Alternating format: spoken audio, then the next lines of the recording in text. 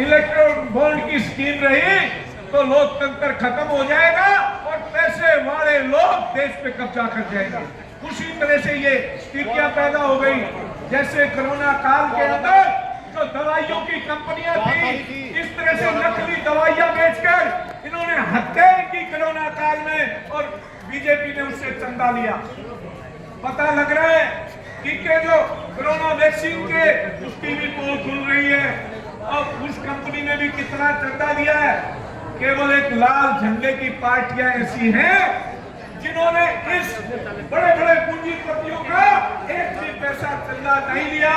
कोई भी, ये इतिहास है हिंदुस्तान का, और ये सुप्रीम कोर्ट ने तय किया कि ये गलत था, ये लोकतंत्र के लिए ठीक नहीं था, उसको रद्द किया। तो ये आपने जन जन तक बताना है, जो ये देश को बेच रहे हैं बड़े बड़े पूंजीपतियों को, उनके अरबों खरबों उनके लोन माफ कर रहे हैं। गरीब आदमी को देने के लिए पैसा नहीं है, किसान को देने के लिए पैसा नहीं है।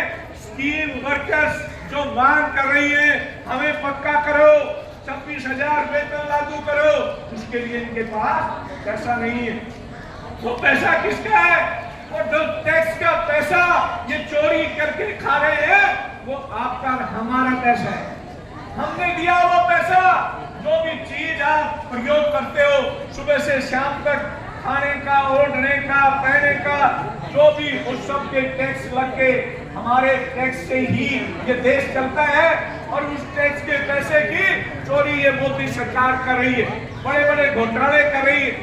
अब वास्तव में जो 2014 में और 2019 में जो मोदी चल रहा था, आज देश में हवा बदल रही है।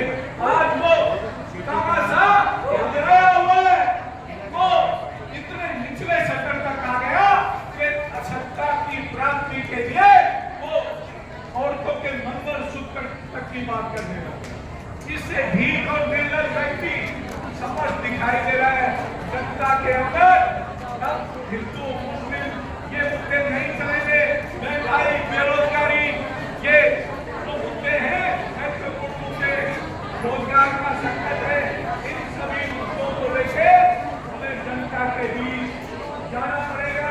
यही आंगनबाड़ी वर्कर्स की मांग है कि हमें सरकारी कर्मचारी का दर्जा दे। तमाम जो बच्चे कर्मचारी हैं, मेहनत करके खाने वाले लोग हैं, उनके भविष्य को देखते हुए हमें ये निर्णय लिया है।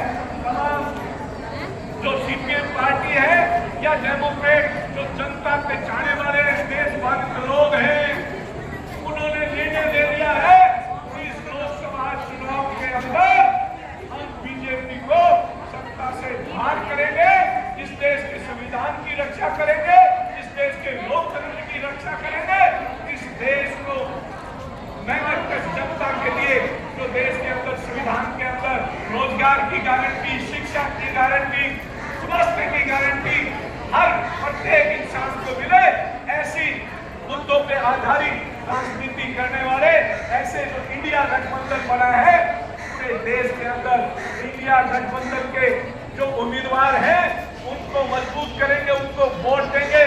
और पानी ये जो है करनाल लोकसभा क्षेत्र के अंदर 2 जिले आते हैं, जिसमें 4 सीट पानीपत जिले की और 5 करनाल की। 9 के 9 जो विधानसभा क्षेत्र ये निर्णय ले लिया है। मैं पानीपत इलाके से आता हूँ।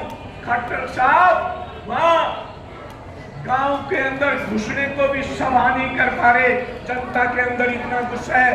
करनाल के अंदर भी ऐसा देखने को मिल रहा है, लोगों में गुस्सा है। इस गुस्से को हमें मतदाताओं के पास जाना है।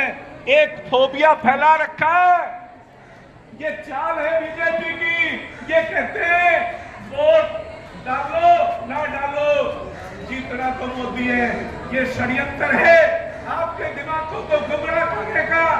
जब वोट ही नहीं डालोगे तो मोदी तो जीतेगा। इसलिए मोदी के खिलाफ, बीजेपी के खिलाफ हमें वोट डालना है, जनता तक जाना है। इसलिए आपसे अनुरोध यही है कि आप जन जन तक अपने बेनिफिशियरी के लिए केवल ये समझ के मत जाए कि ये हमारी केवल स्कीम को बचाने की लड़ाई है। ये हमें देश के भविष्य की, लोकतंत्र की, संविधान की बचाने की लड़ाई है।